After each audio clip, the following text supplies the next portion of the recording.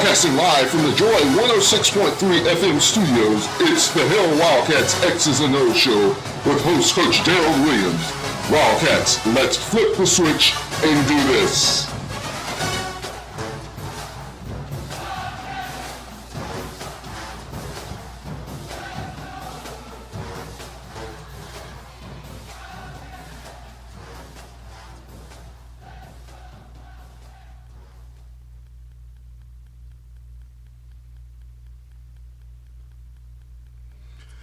Very pleasant good evening to our radio listeners and our Facebook and YouTube listeners.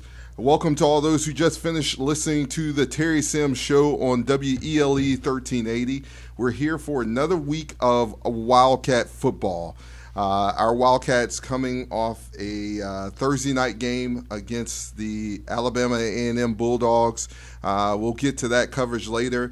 Very exciting week. We're back for Wildcat football this Saturday against the Alabama State Hornets. They're in Montgomery, Alabama, the Gump, as it's known. So,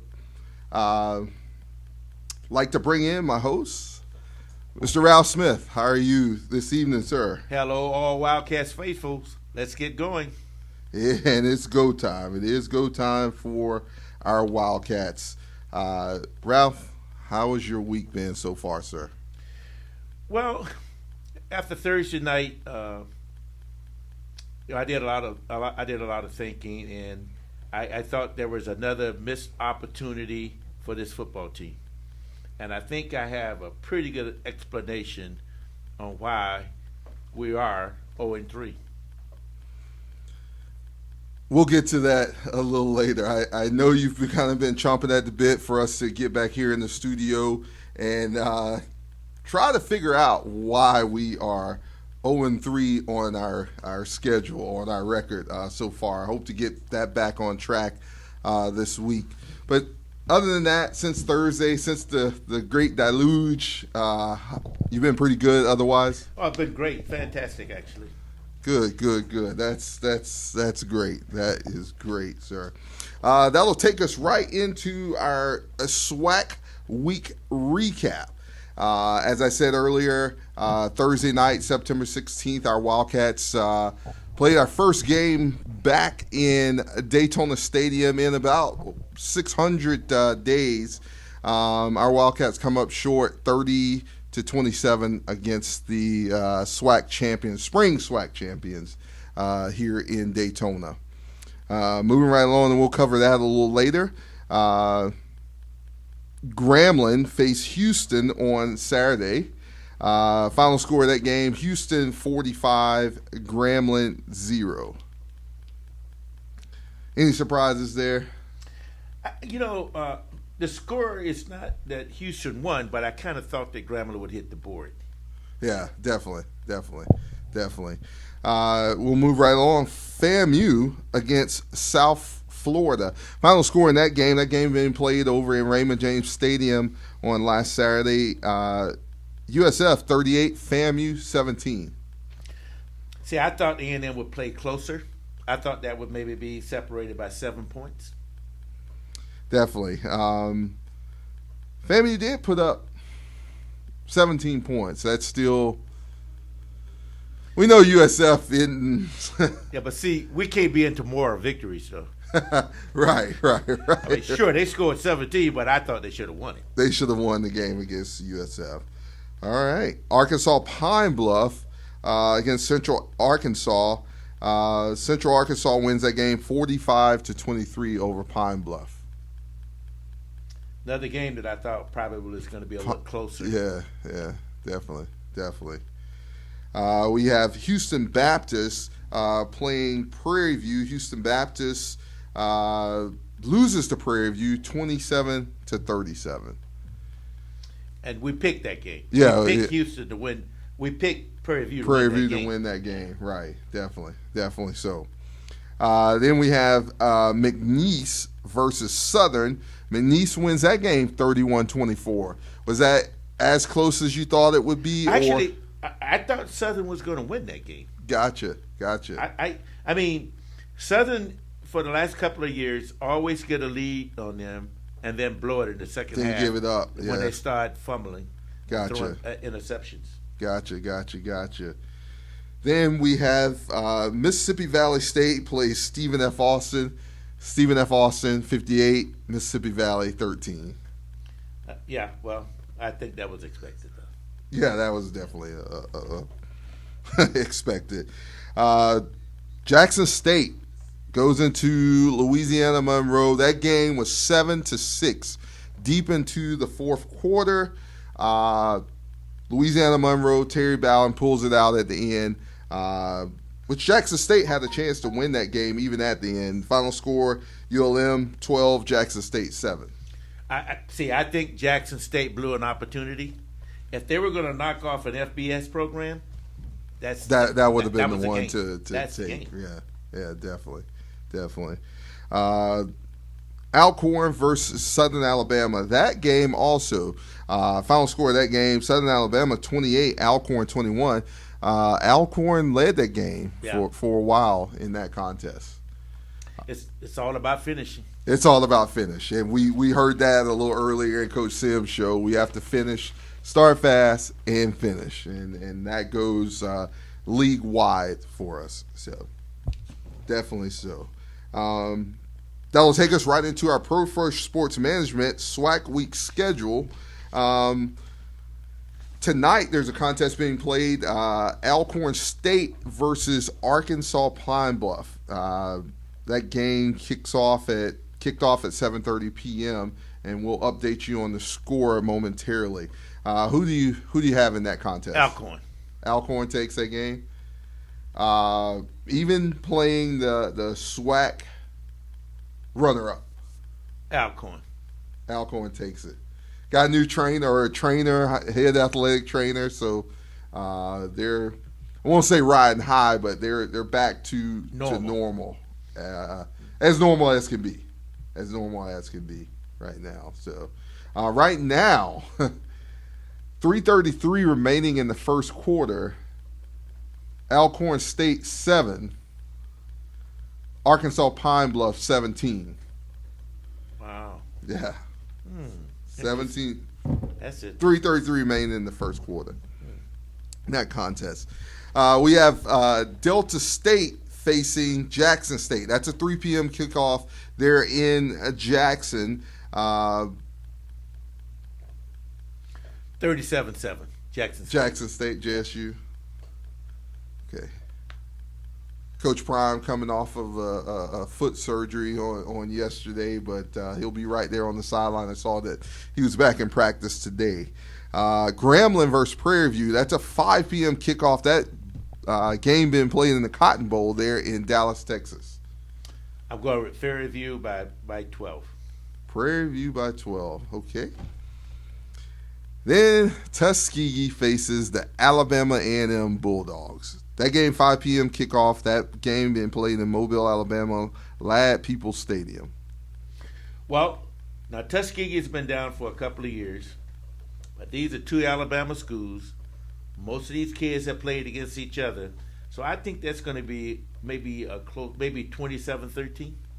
Alabama A&M. Alabama A&M. Yeah. Okay. As we said earlier, our Wildcats travel to Montgomery, the Gump, this weekend against Alabama State. That game scheduled 5 p.m. kickoff Central Standard Time, 6 p.m. Eastern Standard Time. That game being televised on ESPN Plus, and we'll cover that game here a little later. Texas A&M goes to Rice. 6:30 p.m. kickoff. That game being played in Houston in Rice's stadium. So crosstown trip for Texas Southern, but it doesn't matter. It doesn't matter. There you have it for the SWAC week schedule. Short schedule this week. There are a couple teams who are off this weekend, Rattlers and a couple other teams in the SWAC. Our SWAC football standings in the East. Alabama A&M 1-0 in the conference, 2-0 in schedule play. Jackson State 1-0 in the conference, 2-1 in schedule play. Alabama State has not won a game in the conference. They're 0-0. This will be their first conference contest against us on Saturday. They're currently 1-1 on the schedule. Mississippi Valley State, they're 0-0 in conference play, 0-2 schedule play. Florida A&M 0-1 in the conference, 1-2 schedule-wise. And our Wildcats 0-1, 0-3 schedule-wise. In the West, Prairie View is 1-0, 2-1 in schedule play. Arkansas Pine Bluff is 0-0 in the conference, 1-1 on schedule play. Alcorn State 0-0 in conference, 1-2 in schedule play. Texas Southern 0-0 in conference, 1-2 in schedule play. Grambling State 0-0 schedule play, 1-2. And Texas Southern 0-1 in the conference, they're 0-2 in schedule play. That'll take us right into our FCS computer rankings, SWAC computer rankings. Currently, Alabama A&M coming in power rankings for FCS football. 21. They were previously 22. They moved up one game after our contest. Alabama State coming in next at 61. They were previously 66. Jackson State coming in at 62. They were previously 49. Prairie View coming in at 72. They were previously 92. Southern University coming in at 75. They were previously 59. Alcorn State coming in at 79.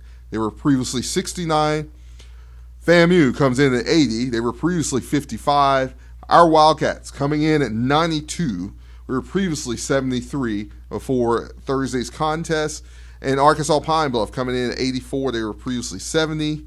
Grambling State at 96. They were previously 100, so they've moved up some. Texas Southern coming in at 126. They were previously 127, so they moved up one spot. Above over Wagner, I think, was the second to last team. And then Mississippi Valley State coming in at 128, and they were previously 128. Any surprises there, Ralph? Not really.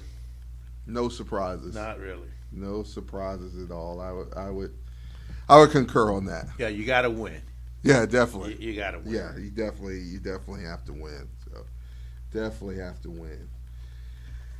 As we said earlier, our Wildcats. And before we get into that, huge shout out to Coach Sims. If you listen to his show, he was able to audition to be a radio host. And as myself and Ralph was listening to the show, he did a great job. He won the job as a radio host, so we'll see if WELE or another station puts him on there. But he definitely has the voice for radio. He definitely has the voice for radio. So we'll see. We'll see. Ralph, you got anything on that? No, I'm gonna just stay silent on that one. Boy, Ralph will stay silent. That'll take us right into our Bethune-Cookman versus Alabama A&M game recap. That game being played Thursday night here in Daytona Beach. Last Thursday night, rain delay. We came out. I know the Hill Wildcats tried to have a fish fry before the game. Everything was looking okay, and then the bottom fell out, and the river rose. So our Wildcats go into a rain delay, a short rain delay, come out facing a tough Alabama A&M team. Bethune-Cookman loses that game 30-27 there in Daytona Stadium. Ralph, what did you see? Okay, so obviously we came out extremely flat. And some of that we can contribute to the fact that we had the delays, but Alabama A&M had to delay as well. The same delay, right. So, and they had to travel. Exactly. They had to travel. But this is one of the things, I noticed a couple of things, and I'm going to just talk about one in particular. The number of penalties called in the first half. Definitely. Okay, so first half, you already got accumulated 100 yards of penalties. Now, on your previous two games, where you played the larger schools, Right.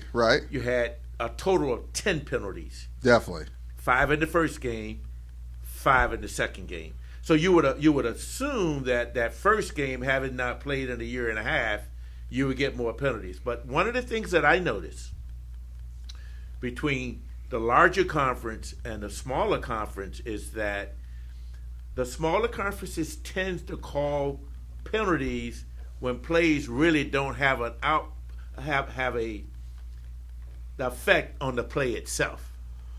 Right. You see what I'm saying? So basically, if for our listening audience, so basically you're saying if the ball's being ran left, right, and the right tackle holds someone, it has no impact on that play. and they're The smaller, you go warn him. Yes. You go warn him. Hey, Exactly. I'm gonna get you next time. You know what I mean? But it has no effect. The ball's going left. It's the smaller conferences away from the tend to call those, and they actually interrupt the continuity of the game. definitely You see what I'm saying? right. So you actually get a slower game, Yes. and you get kids not playing with instincts. Well, you take him out of the game. I mean, you take him out of the there's game. so much Exactly. that we have to look at. For instance, we come into that game. It's already a weather delay. Exactly. Already a weather delay. We practiced all week without rain. Mm-hmm. There was no rain while we were practicing. Going to weather delay. First time back home in over 600 days. Mm-hmm. We played 2 games prior to that Exactly. against true Division I teams. Exactly. How many penalties did we get per game? 5. Per game 5 per game. in the first 2 games. 5 per game. So we come home and we get In front of our 14. home In front crowd. of our crowd, we get. Now I don't want anyone to think that You're saying, bad mouthing the officials. Yeah, I'm not a bad mouthing the officials. I'm just saying. Well, you're calling out an obvious. Yeah, the way the game is called, the way the game is viewed by the guys in the stripes. Because I think what they do is sort of put themselves into that game. And I don't. That's just my opinion. no, I mean, and as we heard, there was some familiarity with Exactly. some of the officials. Exactly. Exactly. There was some familiarity Sure with them. it was. And that we can say it. I mean, that familiarity were 3 of the officials came from the MEAC From the conference, MEAC conference. including the Wildcats. I would just like to have seen the game played similar to the 2 games that we had seen previously in Texas and Orlando. Right. Because I think it would have been really good for television, and it would have been a really exciting game. This is the thing. SWAC champions coming in, spring SWAC champions, right? Mm-hmm. Great quarterback, Mm-hmm. good receivers. Right? What help do they need? None. According to statistics. You're already being slowed down by the Right. weather. Exactly. I mean, whether we look at it or not, that factors into the game. Yeah. Again, I think the smaller conferences tend to not have a gray area, and they call everything black and white. What is that though? Why do we think that is? Is it I don't have a airtime? I think that they think that's the way it's supposed to be, and that's why they have gray areas. But it actually not make the game as fun as it could be. I mean, I had a great time. I was soaking wet. Yeah. But the game kept being interrupted by unnecessarily calls. We could not get the true football sense because every time there was a huge play, you look up and There was a flag. there's a hanky down on Yeah. the ground. And sometimes there were 2 or 3. Exactly. Exactly.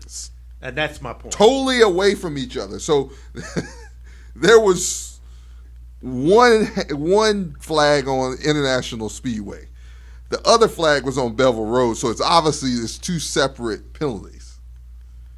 And so, again, I'm sure some of those flags disappeared.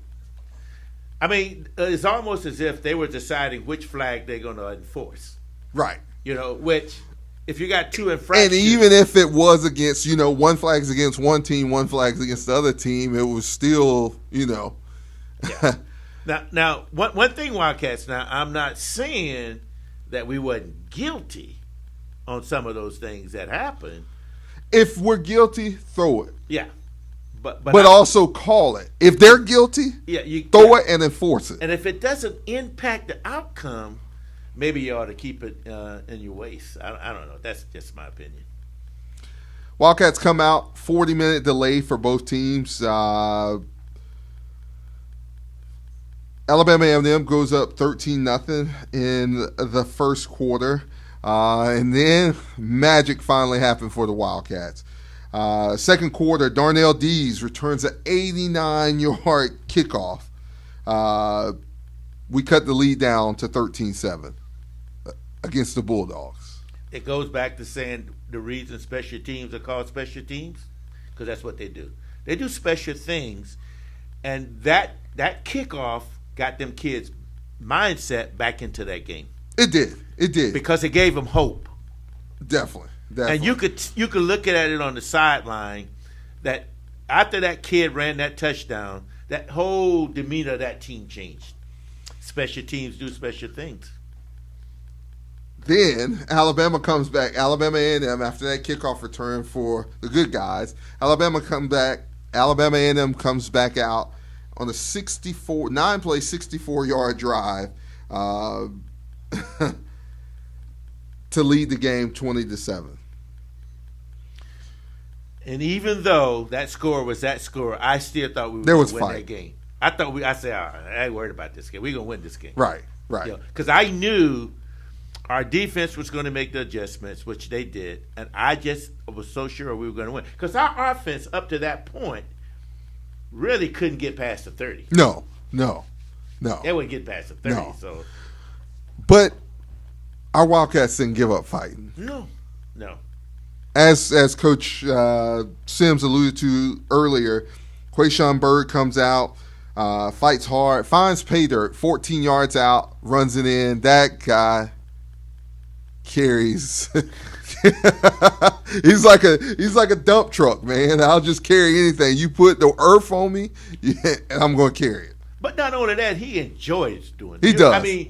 Just the way his mannerisms, you could tell that that's where he want to be, and this is what he's going to do. That's one guy who comes in and punches the clock. Exactly. And you know what I'm saying? He has a hard hat. As a supervisor, you don't have to worry about him. No. You know what I'm saying? He's probably going to be done early so he can come and help somebody else. Yes. Scores that touchdown. Wildcats are back in the game, 20-13.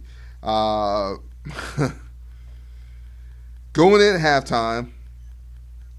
Right before we go into halftime, Keel Glass marches it back down the field. We go into halftime 27-13. Alabama A&M has the lead. But I still think that we're in the game. That score has not deterred me, because I kind of feel that we're going to come back out and we're going to give them a game. That's the way I felt. I was not really worried. I can tell you somebody who was worried. CC. Well, yeah. and we're missing you tonight, CC. Shout out to our other Arm Chair QB, CC. During that game, man, we thought we lost our friend. He slid down the bench. He was down there quiet. I've never. He's a pretty quiet guy anyway, but never that quiet. You couldn't hear a word. Not a word, man. He had that raincoat pulled in front of his head and just, he was out of there. I started to call the paramedics and check him for his pulse. I just thought we were still in that game, though. That's what I thought. Our Wildcats come out second half and totally It's a different team. Follow up on what you were saying. There was no quit. Mm-hmm. There was no quit. We dominate the second half, 14-3. Quayshawn Bird again. So listen to this though. In the HBCU football, Alabama A&M probably have the most explosive offense. Yeah, in the whole thing. I mean, quarterback play, wide receiver. Yeah. Our Wildcats held that team to 3 points in the second half. That's why I was saying I think we're in this game. Because these Wildcats are going to come back totally different. You're not just going to embarrass them at their home. I knew that. No matter what. No matter what. No matter what. We got too many dogs over there. Too many. And not bulldogs. I'm talking about true dogs to the bone. We see what people don't understand, Wildcat faithfuls. Coach Sims replaced a lot of kids on that team. If you look at the offensive line, I think you have 3 new guys on that offensive line. Yes. We got kids who did not play with us in that Florida Classic in 2019. Yes. So the issue we're dealing with now is finishing.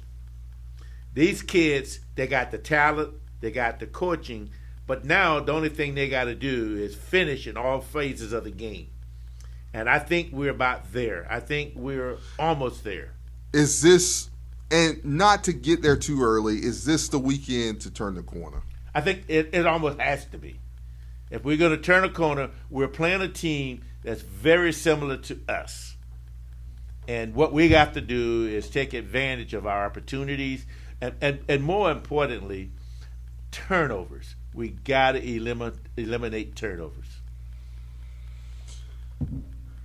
And we're not here to call anybody out. Oh, we won't. On another one, we returned a kick down the field and still don't know. Still don't know if it was a true fumble.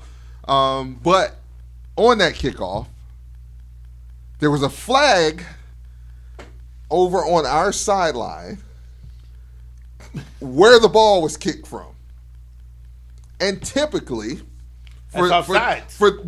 For those who don't know football, wherever the flag lands, that's typically the foul you're going to call. That's offsides. Then on the return, there's 61 yards. There's another flag thrown down the field on the good guy's side. Yep. The ball's fumbled. Or allegedly fumbled. We'll say allegedly. Why did that play exist? Well, if anything, since you had 2 fouls, then actually the play probably should have been played over. For 2 reasons. Yeah. For one, you had 2 different infractions on offense. On different teams. On different teams. So how do you choose to enforce one and ignore the other? And in reality, who kicked the ball off? Alabama A&M. And who was offsides? Alabama A&M. And what should happen when they're offsides? You blow the play dead. You blow the play dead. March it off and re-kick the ball. But, there goes back to what we were saying earlier. There was... Well, again, when you're looking at large conferences and you're looking at the smaller ones, the game tend to be called differently, and it shouldn't be. Well, the thing is, especially on national television. Exactly. On national television, we all know the officials are graded. And this is, as we said, this is not to hark on the officials, but we're proud. SWAC conference, MEAC conference, all HBCUs playing on TV. Mm-hmm. That's a huge accomplishment. Mm-hmm. That's something great. But if we're doing things that like raise question marks, it just makes it bad. See, I don't know whether people recognize it. Whenever we play the Florida Classic, and that's national televised, that's a totally different game. How that game is called. Yes. It just think about it. It's called differently because the MEAC conference always recognized that the whole country is looking at us, And they usually, I think, put their best officials in that game. Yes, definitely. I I mean, it's like for them, it's the Super Bowl. Exactly. You know, and the same way for the Bayou Classic and all of that. Exactly. We know when we come to the Celebration Bowl. Exactly. It's going to be the best of the best. Exactly. You graded out well, Exactly. and all these officials are graded. Yeah. But, we don't want to spend this whole No, hour hawking on, because there are things that we could have did as a team to win that game. To overcome because if you look at Bethune-Cookman, we always have a lot of penalties. But we always win. Right. Right. It's not unusual for us to have 12 or 13 penalties. And we'll cover it in a few minutes, but because of some of those penalties, we heard some people will be watching on TV this weekend. Yeah. For the good guys. Exactly. Yeah. Yep. Yeah. We heard earlier.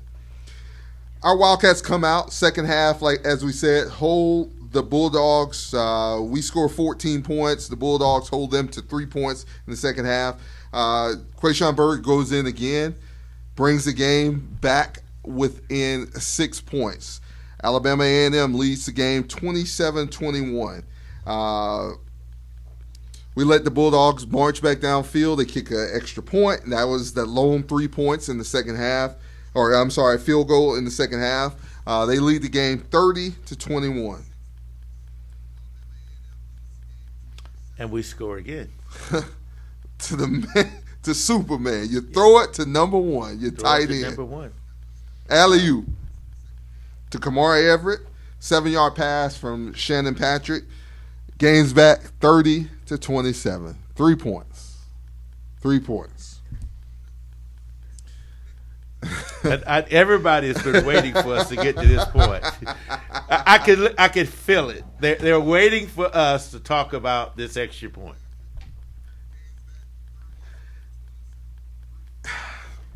I'm going to let you talk about it. A disclaimer. We are not bailing anybody out. We're not we're not calling anyone out. But to the understanding, the ball was supposed to be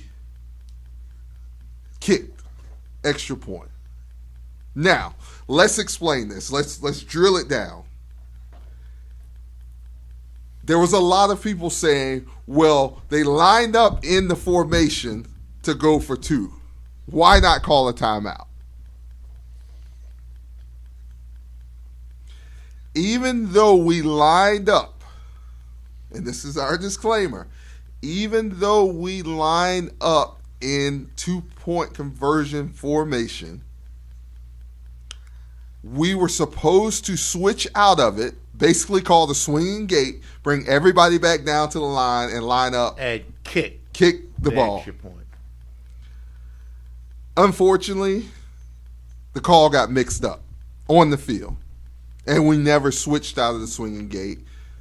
And thus, we went for two instead of one. It was miscommunication. But see, Daryl, that goes back to what I was just talking about earlier. You got all these new people. Oh, there's a lot of moving pieces. And there's a lot people, of I would say, you haven't played listening. in 600 days. So, again, communications. Big time. Communications. Coach knew what he wanted to call. But I think at that time, did we only have one more timeout left? I think so. So I'm going to ask your opinion on that, and I'm going to give mine.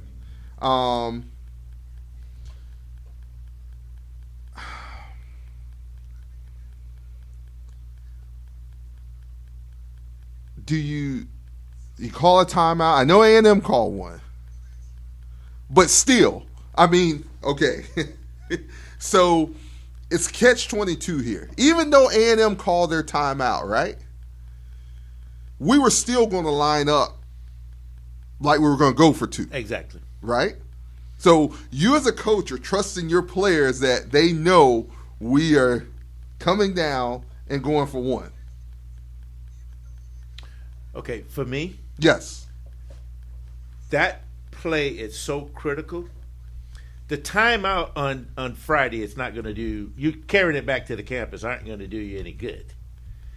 At that critical junction, I think I would almost call timeout because you got to know, just like poker, you got to know when to hold and when to fold. Well, but we had one more drive after that, which was the drive where we did call. We'll get to that, but I will say it now. We called the timeout on the fourth down.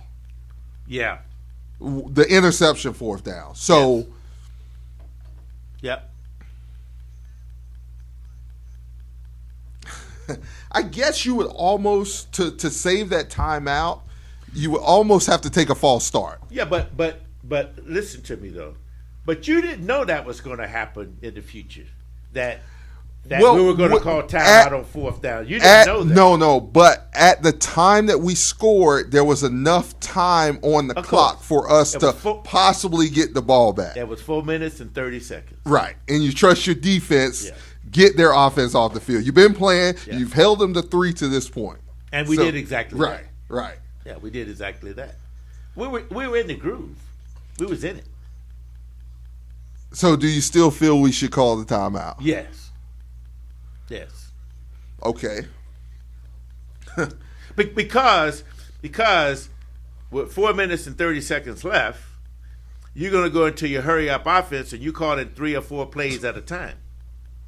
So you ain't burning time because everybody knows you're going to run this sequence in this situation. We drove the ball from the 5 to the 30 in 2 minutes. On the last drive or for that? On the last drive. You think about it. We got the ball because the kid let the ball bounce and it rolled to the 5-yard line. Could we have had, and we're going to the last drive now, listeners. We're going to the last drive. Could we possibly? Okay. Let's go through the last drive. Bethune-Cookman gets the ball back. They hold Alabama out of the end zone, no points score. Right. Last drive. Mm-hmm. So as you said, we get the ball back. We start driving down the field. Right. First down, right? Mm-hmm. What happens in college football when you get the first down? The clock stops until they move the chain. Did the clock stop Saturday? No. Who's in control of that? The officials.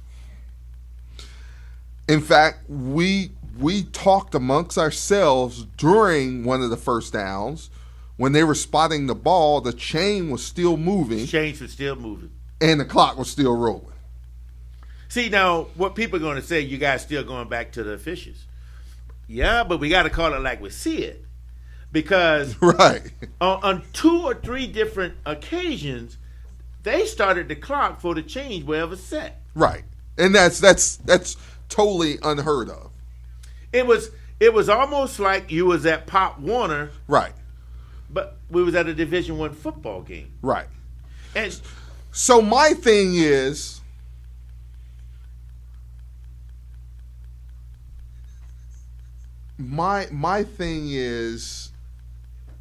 if you snap the ball before the chains are set, are they going to stop the play? Exactly. I mean, it didn't happen, but yeah. I mean, what's the call? Right. You know, because it was almost like they were trying to make us burn time. Yes. But when we wanted to run fast, they wouldn't let us run the play. Yes. It was almost like they were in control. Right. I mean, just if Bethune faithful, if you want to just go back to YouTube, watch that game over, and everything we're talking about, you would see it. WAIGLP, Daytona Beach, Joy, 106.3.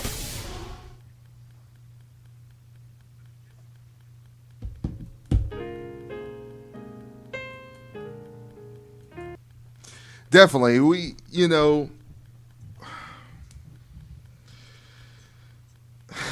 It's just a peculiar. It was a very, very peculiar night. Even though all of that stuff we just talked about, if we finish, we still win the game. we didn't finish. We definitely did. We didn't finish. We're not making excuses. No. But you have to call the game how we saw it and know that, and I will say this also. We also did not effectively run a 2-minute drill. No. Nope. I mean, and this is not to ding our coaching staff, but, while our OC is calling the play, somebody has to be watching that clock and say, hey, the clock's moving. We got to get this play in. It's almost scripted. You have different, if you see coaches on the sideline all the time with this huge play sheet and there's all kind of, schematics and, it's down in distance, or 2 minutes left in the game, this is what we're going to run, or 1 minute left, how are we going to get the ball down in field goal range? Yeah, we let one get away on that one. We definitely did. I mean, we sputtered. There was still time for us to win that contest.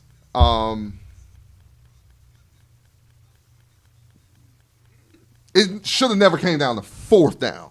No, it shouldn't have, because we had been moving the ball so smoothly down the field. And then all of a sudden it came to a screeching halt. Because when they really had us with our backs to the wall, we just, as if they wasn't even there, we just drove the ball 50 yards. Right, definitely. With no problem at all. Definitely.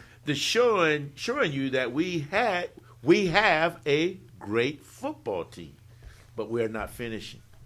We're not finishing. You got to finish. Yeah, you got to finish. You definitely have to finish. If you don't finish, you got to finish. That's what I'm hoping we're going to get accomplished this Saturday. Finish it. Let's talk about that 4th down play, Ralph. And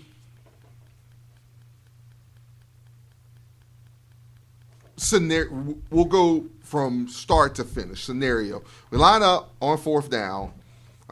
Then we call that timeout, the one timeout that we didn't want to take back to campus.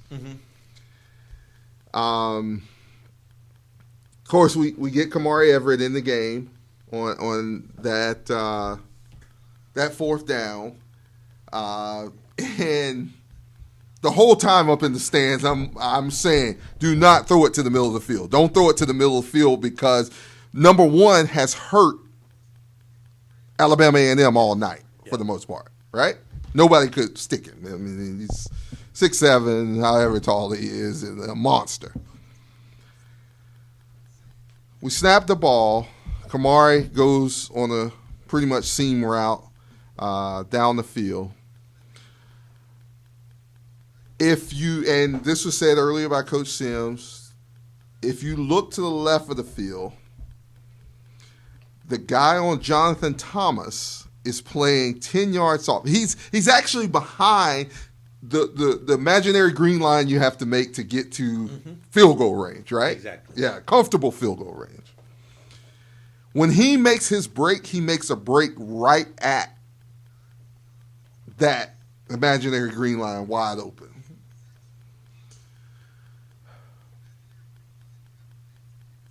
By no means can we fault Shannon. No. He was getting it to the player he felt would take us to the promised land. We didn't need a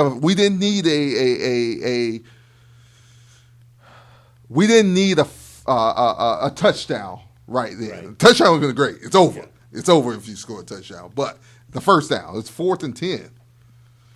But you know the one thing that Alabama A&M did though? They took their best corner and put him in the middle of the field. Right. And he's the guy that intercepted the ball. Yeah.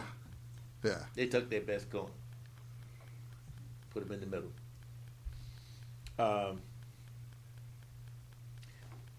You can't say you shouldn't have thrown it there. Right. Because the guy is 6'7" and he's been catching butterflies. Right. But when they almost anticipating you going there too. Yeah, that's really hard. Yeah. That's really hard. So again, it all comes back to finishing. And finishing is in all facets of the game. You got to finish, and that's where we got to go, Wildcats. We got to finish. We definitely have to finish every contest that we play. And like I said, if you listen to the Coach Sims show earlier, that was his main thing. Start fast, finish. Finish. Football's all about finishing. Yep. If you don't finish, if you let guys stay around and hang with you, it'll be a long night, and you'll end up leaving the stadium with the L. You end up leaving the stadium with an L. I don't think Alabama A&M want to play that game again. No, not at all. Not at all. Because I don't think that game. I thought they was looking at for a different game. Yeah, they were. But see, they haven't played us in 15, 20 years. Right. I mean, they don't understand. Right. That the culture of the Wildcats football team is what it is. They don't quit. They're never going to quit. Yes, never. Yeah. Bro, it's a dog and a cat fight. They're never going to quit. And one of them got 9 lives. Boy. Exactly. Yeah. Never going to quit. Final stats for Thursday's contest. Alabama A&M total yards 358. Bethune-Cookman 366. We led them in yardage. Passing yards. Bethune-Cookman 221. Alabama A&M 234. Rushing. Bethune-Cookman outrushes the Bulldogs 145 yards to 124 yards for the Bulldogs. On the night, the Bulldogs, 11 penalties for 91 yards. Our Wildcats, 14 penalties for 144 yards. Alabama A&M, 25 first downs. Bethune-Cookman, 20. On the night, Bethune-Cookman was 4 for 10 on third downs and 0 for 1 on fourth down. Time of possession, the Bulldogs, 32 minutes, 30 seconds, and our Wildcats, 27 minutes, 30 seconds. Final score in that contest, 30-27 Bulldogs. There you have it, folks. That's game recap for the Bethune-Cookman versus Alabama A&M game. We'll move right along to our Alabama State scouting report. Alabama State, they're 1-1 on the season. They come in scoring, averaging 7 points per game. Their opponents average 37.5 points per game. On the season, Alabama State has a total of 28 first downs. Their opponents 33. As far as yardage, Alabama State comes in gaining roughly 169 yards on the ground compared to their opponents' 534. Passing-wise, they've gained 327 yards. Their opponents have gained 209. Total offense, they run about 120 plays per game compared to their opponents' 111. So, they average about 46 yards and penalties compared to their opponent's 36.5. So the key to our game, and for time of possession, Alabama State, 31 minutes, 38 seconds. Opponents, 28.22 per game. So the object is for us, minimize the penalties against a stingy Alabama State team. We have to minimize our penalties, keep it low, and put points on the board. Yeah, this team mirrors our team, though. They do. They've had some issues stopping the run. Right. Which, for me, a lot of these games, you got to throw those statistics out, though. Because it's going to be a helmet on a helmet. That's what we got to do. Put a helmet on a helmet and finish. Right. We got to take our block to the second level. A helmet on a helmet. Go in there as if both teams are 0-0 and let's get a victory. We have to come out of there. We got to come out with a victory. Got to come out of there with a victory. What are the keys to a victory? I think the keys to I think you have to have good special teams, from the kicker to the returner to the holder. That's got to all function as one. You got to cut down. You got to cut down the turnovers, and you got to run the ball.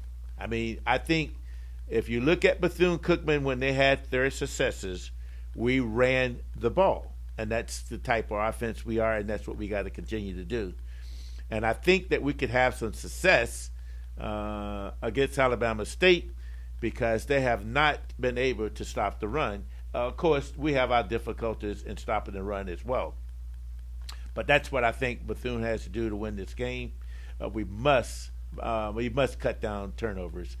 Turnovers has Thursday night. I think we had 3 key turnovers that had some impact on that game. The 2 interceptions, the fumble kickoff return. Those 3 was key. And again, it goes back to finishing. That's what I think we got to do. We got to finish what we start and make sure that the other team don't hang around when they shouldn't be hanging around. That's where I think we're at. So what do you think, Daryl? I say, on offense, we got to pick the blitz up. They're going to come after us. They're going to try to blitz us. We have to block to the point of attack. And as I said, if our offense can pick that stuff up and specifically pick the blitzes up, block to the second level. I know we've been saying for weeks how our guys really have to get to the second level of blocking and clear it out for our running backs. I'm not saying don't make the running backs work hard, but help them out. And I think we can outgain these guys. Let the run set up the pass. Yes. Let the run set up the pass. But I think teams haven't been that successful with us when they blitz, though. Our offensive line and we have picked it up. I mean, you talk about UCF, that's a given, and we still blocked them to the point of attack and picked it up. But no, I think we can get a lot better. Oh yeah, always. And I think the unit that we have now, I think they're starting to gel together. And I'm thinking this particular game is going to be the game where we run for 300 yards. Ooh, 300. Mainly, who are you taking as the runner? I'm taking Mr. Bird. I'm looking for number 27. And I'm hoping 36. Yeah, he was. I think he'll be back. Let me go back from 36. Let me put 6 in, yeah. and then 36. Jimmy Robinson the third. Because I think 35 is still limping. I think he'll be able to go, but I think you're right. I think he won't be able to go full tilt as that we need. Yeah, because he's a good running back. He ran the ball well against Central Florida, I thought. Definitely, he did. And El Paso. He did. So, but I'm not sure he's 100%. He did. All right. Shortly, we'll be in our live call-in segment. That call-in will be starting at 9 o'clock. 9 o'clock. That number will be 386-868-0635, 386-868-0635. Now, Ralph, on defense, what do we have to do on defense to stimmy these guys? I think we got to play like we played in the second half on last Thursday, because that defense, I didn't see that defense in the first 2 games we played. No, I didn't see that either. And really, the play that really got me excited was the Henry Miller play.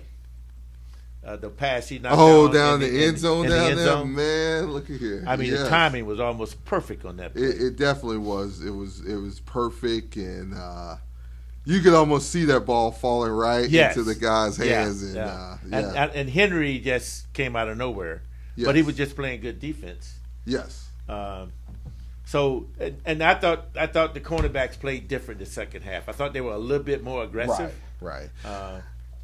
With that, did it seem like, and not to go back on Alabama A&M, but did it seem like they changed some of their offensive stuff in the second half? They did. They started throwing to the running back at the backfield. Screens and things of that nature. Kind of played more into our hands. Yeah, they played right into our hands. Right, definitely. Yep. Definitely so. On defense, we have to run twists. They have a big offensive line against Alabama State. Got to run twists. We have to contain the quarterback. We have to play solid defense. Yeah. And the word of the night, as a team, T-E-A-M, no I, T-E-A-M, we have to finish. Got to finish. Finish. I'm sure those guys are going to go to sleep tonight thinking about finish. I'm sure. Coach I know so. Also, emphasized that a ton. Definitely has drilled it into them back and forth and forward and back that they definitely have to finish, and we'll see. Yeah. We'll see. That game, as I said, being kicked off at 5 p.m. Central Standard Time, 6 p.m. Eastern Standard Time in Montgomery, Alabama at ASU Stadium. Still have a few seats left on the bus, on the Hill Wildcats Let's Go Wildcats bus. Check it out, letsgowildcats.org. We'd love to have you join us en route to Alabama State on Saturday morning. That's letsgowildcats.org. Check it out. Join us as we make our way to Alabama State. Another thing that we'd like to cover before we get to our live call-in segment, please, fans, I'm calling on all our Wildcat fans. Currently, the Pro Football Hall of Fame voting is open, and we have a Wildcat who is first-time ballot, Mr. Nick Collins. Nick Collins is seeking our votes as Wildcats. It's something we can do. It's free to vote. Go to www.profootballhof.com/fan vote. That's profootballhof.com/fan vote and vote for Nick Collins. If you don't have that link, just go to the Hill Wildcats X's and O's show page. Go to the Hill Wildcats Facebook page. Go vote for Nick. Very, very, very, very, very deserving young man. Very deserving young man. And hopefully we can put another Wildcat in the Pro Football Hall of Fame. That's profootballhof.com fan vote. Moment, we'll open up our lines. 386-868-0635. That's 386-868-0635. Before we get to that, Ralph, do you have a final score? Or you want? We'll get to it. We'll take it from our callers first, and then we'll come back and we'll get your final score. I'm hoping my buddy CC will send us a final score for tonight. Was anybody close last week that you remember? CC knows because he was writing on. Yeah, he was writing it down. CC, we miss you, my friend. Yeah, definitely. So big shout out to CC. Big shout out to Miss Emma, Miss Ruthie Williams, Coach Albert Williams, Miss Betty Robinson, and all our Hill Wildcats faithful. Huge shout out to Jerry Bill, CEO of HillWildcats.com. Call in 386-868-0635. That's 386-868-0635. We want to talk to you on the Hill Wildcats X's and O's show. That's 386-868-0635. Like to thank one of our listeners and watchers, Mr. Marcus Allridge. Marcus, thanks for watching our show, and we look forward to seeing and hearing from you every week here on the Hill Wildcats X's and O's show. 386-868-0635. 386-868-0635. Ralph, when's the last time? Have you ever been to Alabama State Stadium? Yes. Not since they rebuilt it. Not since they rebuilt it, yeah. Beautiful stadium, Yeah. right there off the interstate there in Montgomery, the capital of Alabama. So we look forward to going in there and handling business, getting our first W as a part of the SWAC conference. I truly feel we can go in there and handle business and bring a W back home and start getting ready for the other Bulldogs that we're familiar with. But first, we got to take care of the Hornets. But we need a Wildcat faithful is to follow this team. Don't give up on the Wildcats. You cannot. Don't give up on these Wildcats. We are almost there. We're almost there. And, as Ralph and I attend practice every day, our coaching staff are pushing these guys to the limit to be ready and represent the Wildcats well. We need your support. We need your support. If you can't make the game, then we'd love to have you watch it on TV.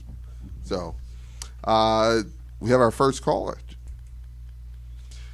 Welcome, caller. You're on the Hell Wildcats X's and O's show.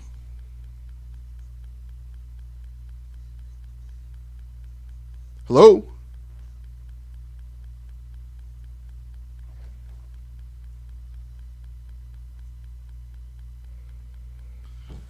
Caller, you're on the Hell Wildcats X's and O's show. Welcome.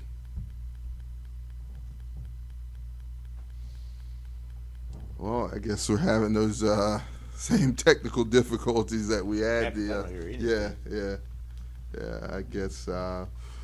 Call in 386-868-0635. That's 386-868-0635 here on the Hill Wildcats X's and O's show.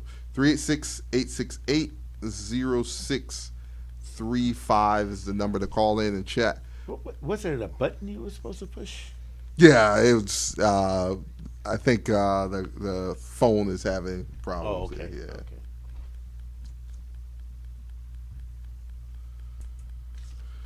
Caller, you're on the Hill Wildcats X's and O's show. Welcome.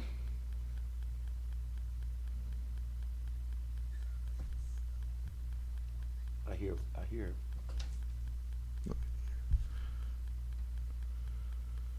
Caller?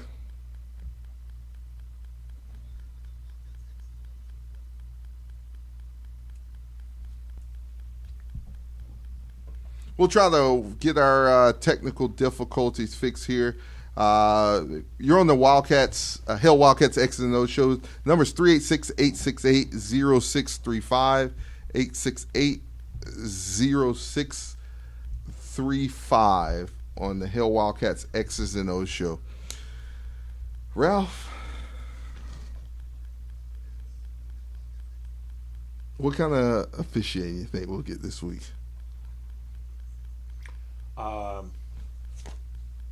I think it's going to be very similar to Thursday night. Well, again, you said that each crew is evaluated, right? Yes, definitely.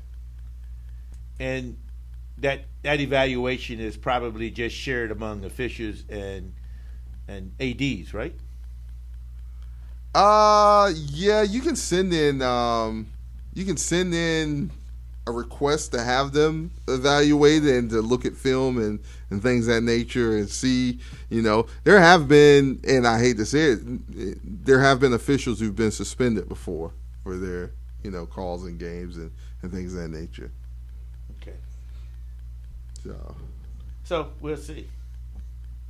Yeah, definitely. We will see what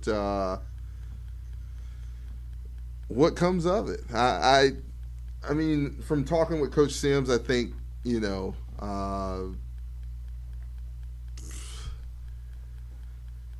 wasn't happy with the calls, but I think he's okay with the calls, though, at this point. Well, because the reason I think he's okay, though, because even though with those calls, we still should have won that game. Yeah, definitely. Definitely so. Deep down, he knows we had 3 opportunities to win that game. Right. And we didn't finish. You have to take it out of the officials' hands. Yeah, exactly. That's job number one is taking it out of the officials' hands and trying to come out victorious. So you got to finish. Gotta finish. I mean, when I say finish, it's what Jacksonville did against Florida State. They never gave up. They finished. to the clock ran zero. Exactly. They made sure when it hit 0-0-0, they were in the end zone, and there were more points on their side than it was Florida State. And I'm sure there was a lot of calls that they didn't like. Right. But they finished. I think and as you say, you're not going to get both unless you take both. You got to take it. You got to take both. You got to take it. And that's, it's the same thing that we were saying for Jackson State the other night. They had an opportunity to take both. Of course. But, of course, they hammered the officials. And it wasn't on them. It was, that game was called pretty cleanly. It was called pretty cleanly.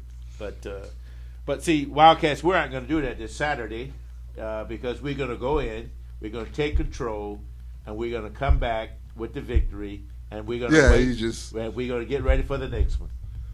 You don't leave it in those guys' hands. No, you take it. You can't do that. No, can't do that, Wildcats. 386-868-0635. 386-868-0635. We hope we're getting our technical difficulties worked out here. But 386-868-0635. If you can't get in on that number, try 386-516-8031, 386-516-8031, or 386-868-0635. Talk to the Hill Wildcats. Armchair quarterbacks. Some guys who paced all over the top of the stadium on a Thursday night. Yeah, definitely. It was a dandy. Call us 386-516-8031. That's 386-516-8031.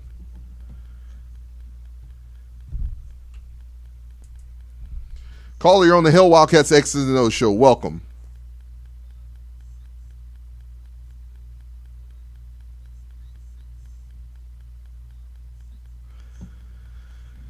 I guess we're still having them. Try 386-516-8031. We have our tech working on it now. 386-516-8031.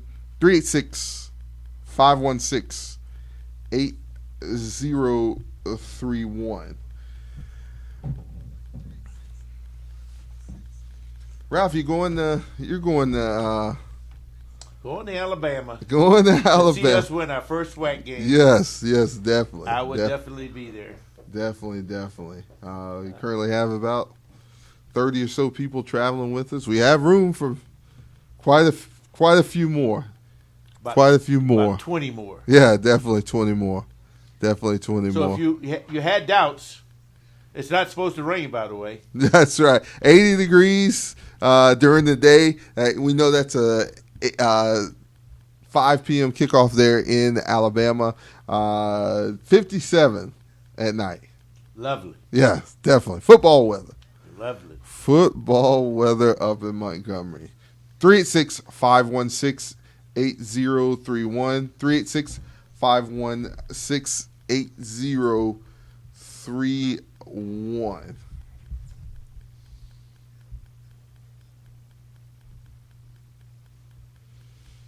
We know we have probably quite a few people tuning in to. We have quite a few Facebook things going on tonight and meetings and things of that nature, so we understand. But we're glad for the ones who are here to talk Wildcat football with us. We still have to support our young men, our young women in Bethune-Cookman athletics, and that's what we're here for, to continue to support those young men and women, and mainly our Wildcats. So homecoming coming up in a few weeks. The Hill Wildcats tailgate will be in spot 77. Go on our website, letsgowildcats.org. for more information on that. We'll have a big tailgate during homecoming. Looking forward to seeing each and every one of you. And we want to hear from you tonight. Let's kick it off right. Let's take it to the Hornets. 386-516-8031. That's 386-516-8031. Or you can try us on our other line at 386-868-0635.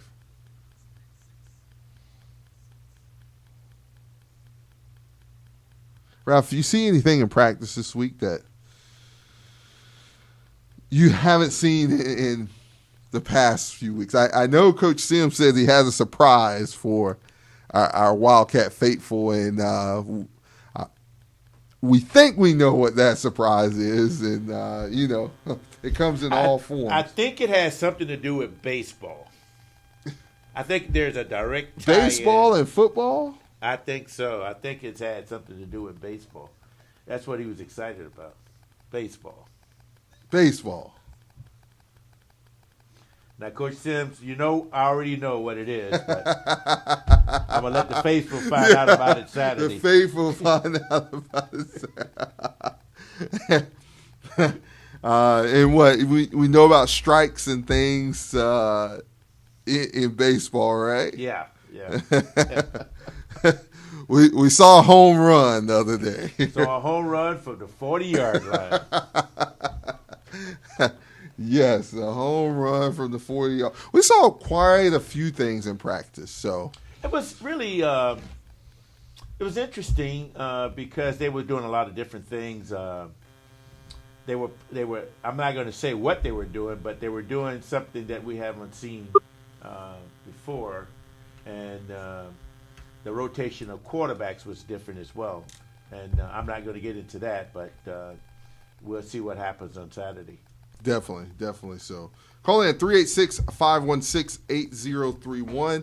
386-516-8031. Our Wildcats go up and across to Alabama State this weekend in Montgomery. That game scheduled for a 5 p.m. kickoff in ASU Stadium there in Alabama. 386-516-8031. If you can't get through on that line, 386-868-0635. That's 386. Caller, you're on the Hill Wildcats X's and O's show. Well, it was ringing, but yeah, I heard it. Yeah. So 386-516-8031. 386-516-8031. Caller, welcome to the Hill Wildcats X's and O's show.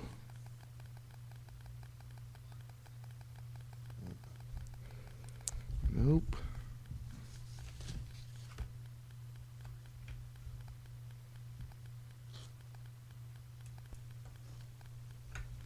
Three 386-516-8031. 386-516-8031.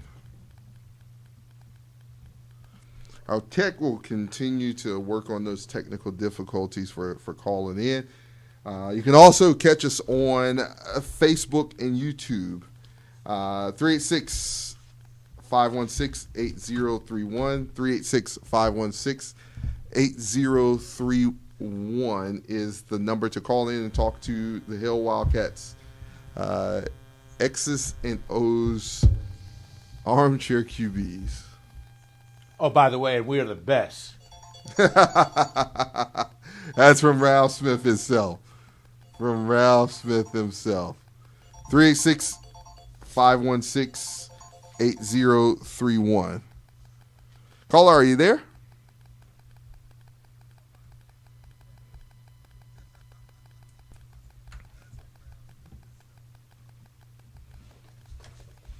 We apologize, callers, for the technical difficulties. Try us at 386-516-8031. 386-516-8031.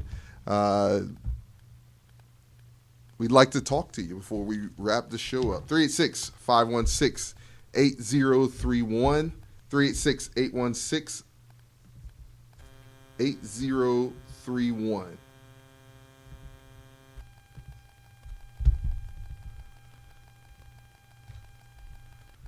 Ralph, you got an update? Let's go to an update on the Arkansas Pine Bluff Alcorn game.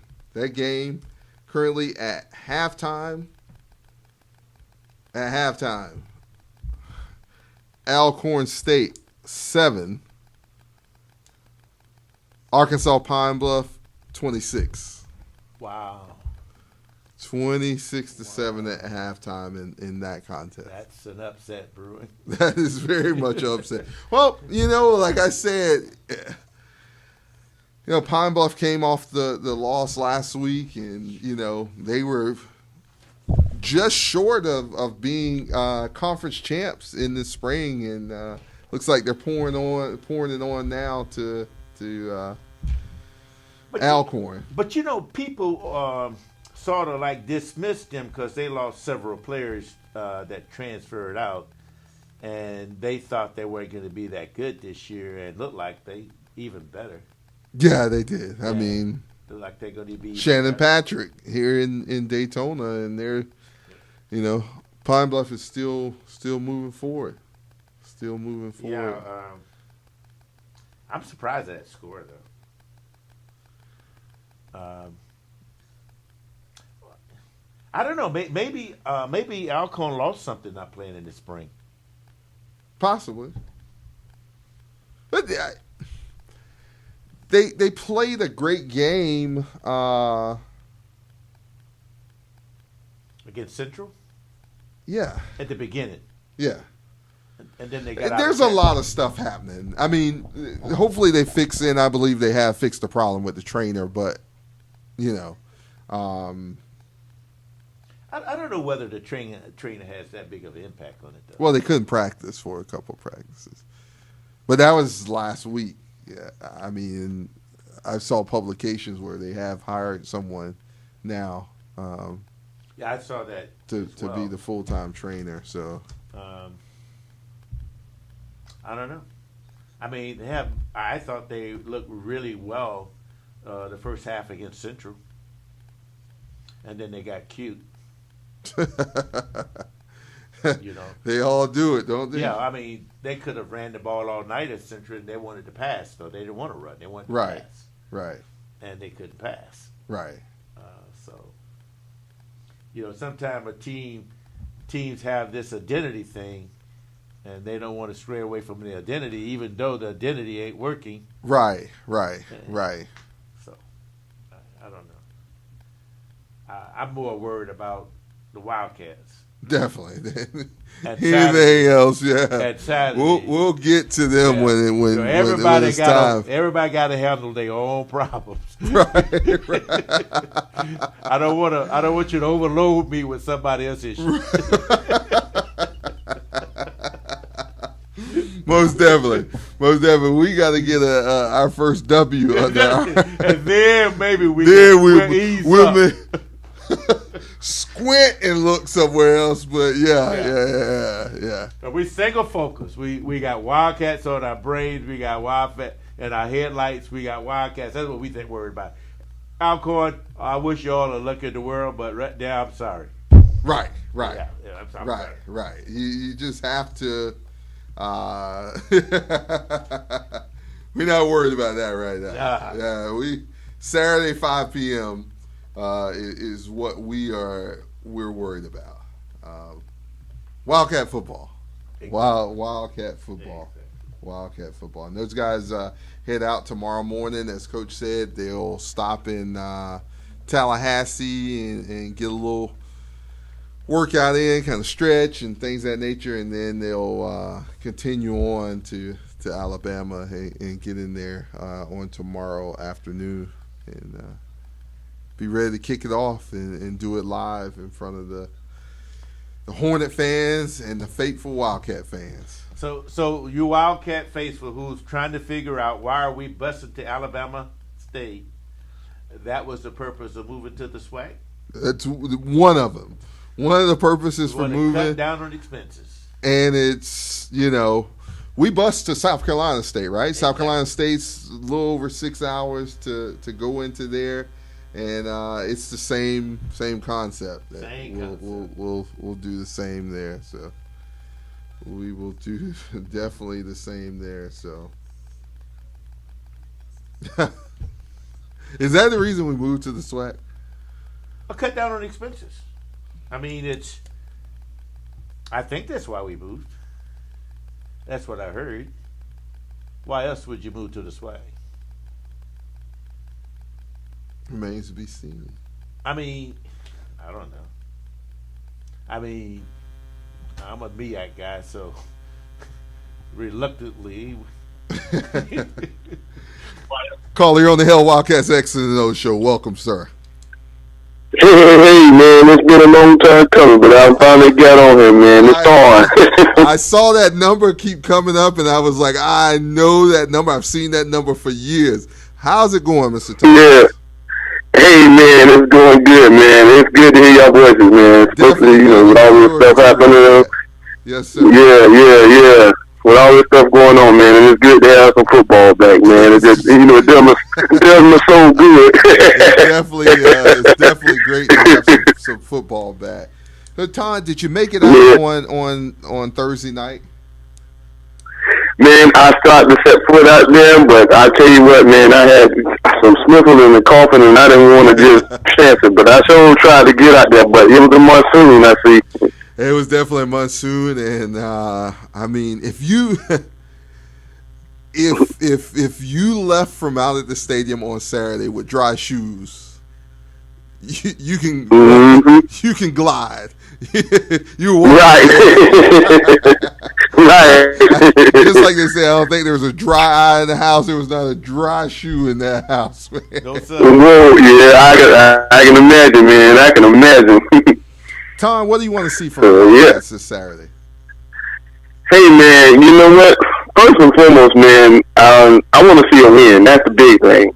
But to be quite honest, man, watching, these 3 games, there is a lot to be desired from them. I mean, I saw a lot of flashes. But, we got to get over that hump and get us a win. So that's one of the major things. But to be quite honest, they showed me a whole lot of different things that I hadn't seen over the years, and some things that we have been yelling for years. We see it come to fruition, man. That 6'7" tight end. So that has came to fruition. So, but yes, that big thing, we get that W under our belt, and I'll be happy.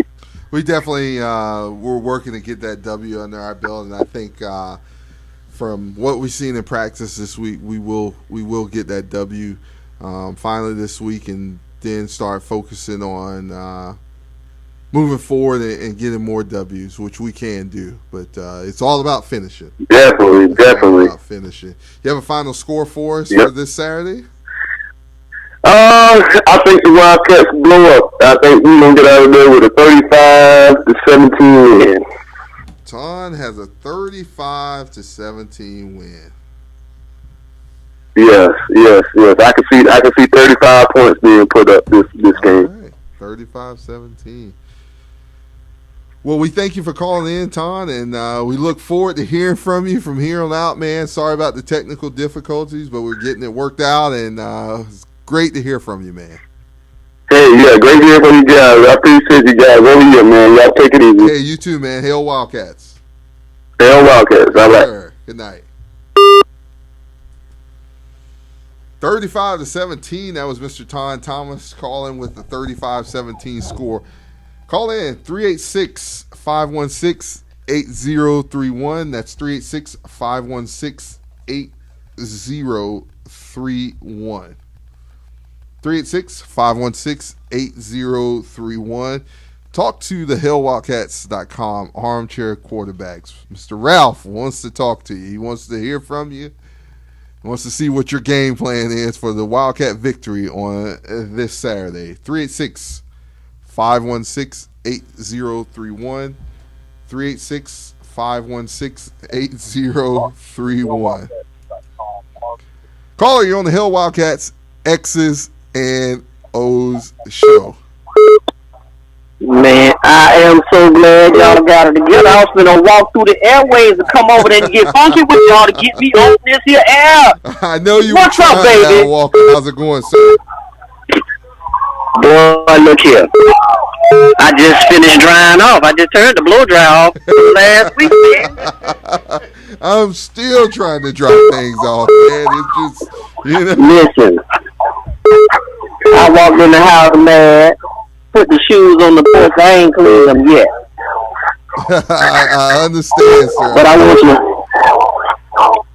I hope we got it together this week, though. It was just a hiccup there. So I'm looking for the Wildcats to turn this thing around and tend to show out when they leave home. So maybe this is the start of the rest of the season and shake this thing up. And maybe we'll see that same team again at the end of the year. Because I plan to be in the postseason. I'm telling you right now, I've already made reservations in Atlanta. Huh? You have a final Yes, sir. score? You Yes, have a sir. final score for this Saturday's contest? Yeah. Why do you do these things? Listen, Hey, man, we won't find I want- scores. listen, I want the coaches and the staff to put a complete package together. I don't need just a run game. I want to see all facets of the team. And it will show on the scoreboard. It'll definitely So, show on the scoreboard. You're going to make it. Yeah, it's got to show on the scoreboard. You know, we have a good product out there. I just need them to put it together. Kicking game's got to come a little cleaner. I like the running back. You know my one position, offensive position that I love, and they're not giving my man enough of it. I think we got two nice sized tight ends.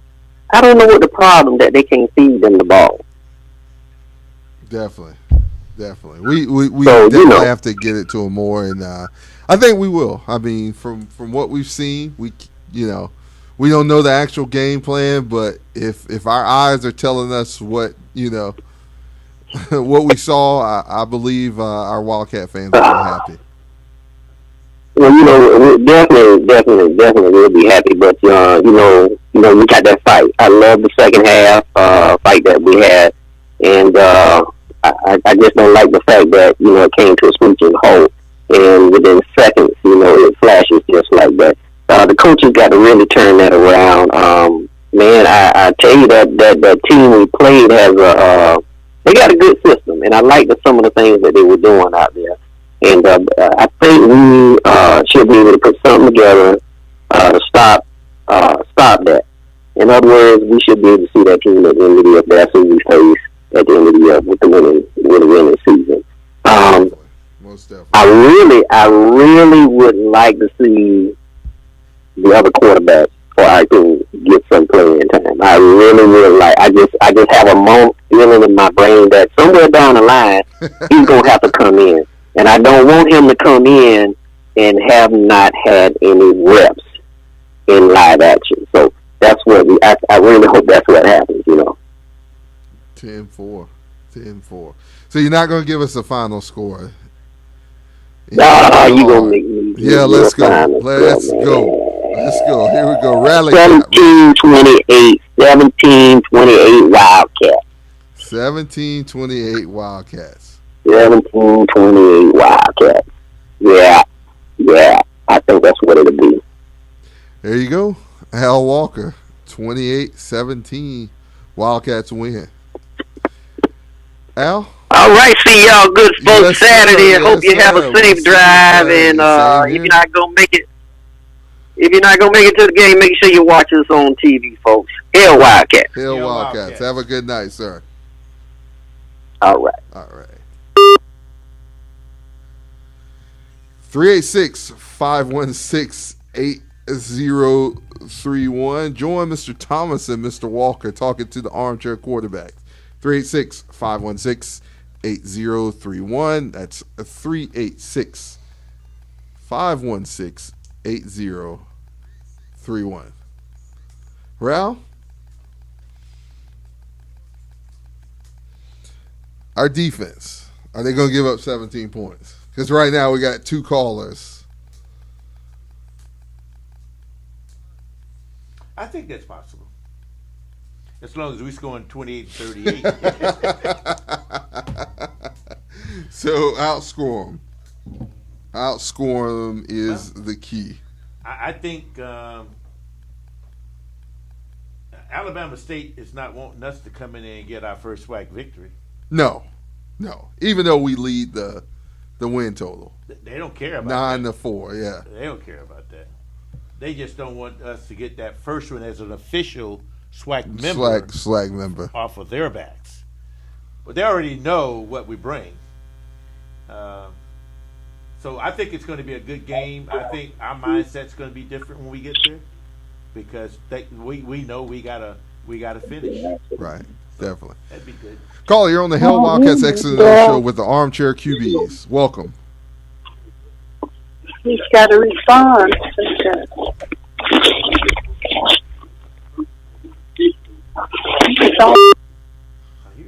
Yeah, they were talking, but 386-516-8031. 386-516-8031.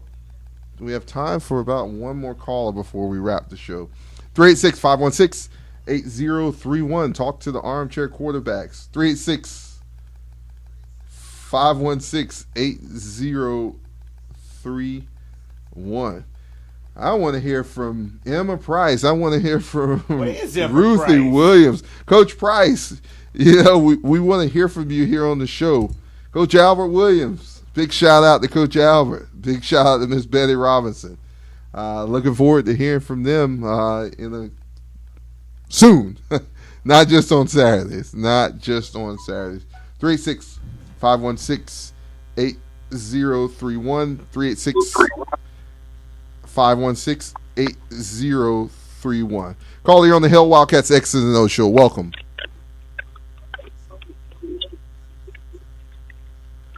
Caller, you're on the Hill Wildcats X's and O's show. Welcome. Good evening, gentlemen. How are you today? Good evening. How about yourself, sir? Doing fine, sir. Let's go Wildcats. Let's go Wildcats. Did you watch the game on Thursday night, caller? Yes, sir. I had a ringside seat. Ringside seat. From that game on Thursday night to the game we're playing on Saturday evening against the Hornets, what do our Wildcats have to do to come out victorious? Get rid of the penalties, and at the same time, let's play a full ball game. So finish is the key word. You got to finish. Definitely so. Definitely so. You have a final score for us for Saturday's contest? No, sir. I'm not going with the final score. I just want a W for Bethune-Cookman.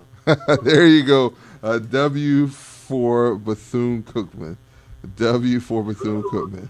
Well, you have an opportunity to travel to the contest on Saturday. Are you going to Alabama? No, sir. I won't be joining to Alabama, but I'll be pulling for the Cats. That's for sure. Well, thank you for pulling for the Cats, and we truly appreciate it. And we're looking for a W in Alabama. Any closing words? Hey, we're praying for success for you guys.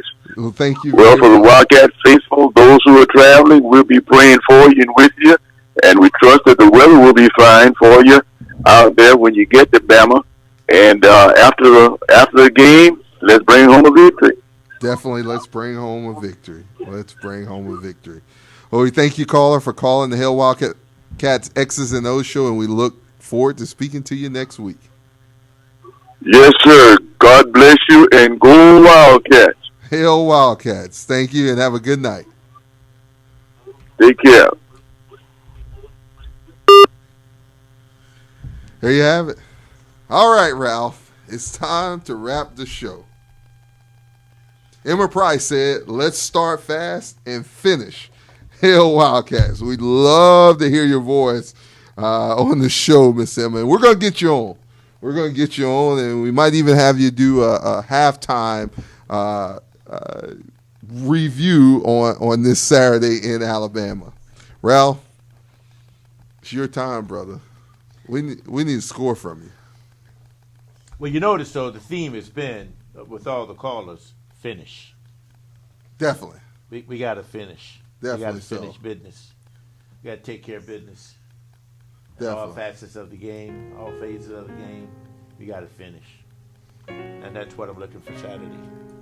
Definitely so. So, you have a score for us? I'm going to hold back on my score. Well, you give it to me over dinner, man. Well, Yeah, all right. as long as you buy it. I hope the final price of dinner isn't your score. I think the Cats going to score. I think the Cats going to score at least 30. 30 points. Yeah. And we're going to hold them to 17 because that's been I there. actually would That's like to been hold them there. to 7.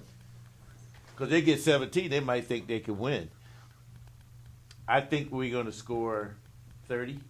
Right. Definitely so.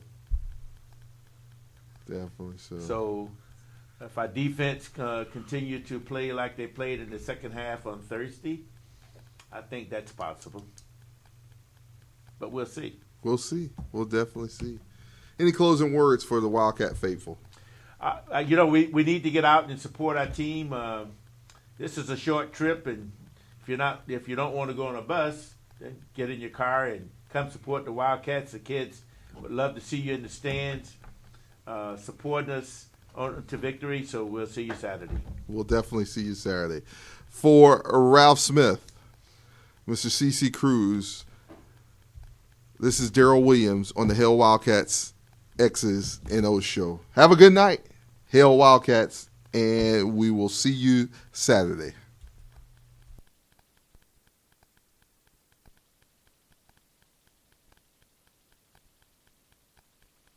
Ladies and gentlemen, the Bethune-Cookman University alma mater.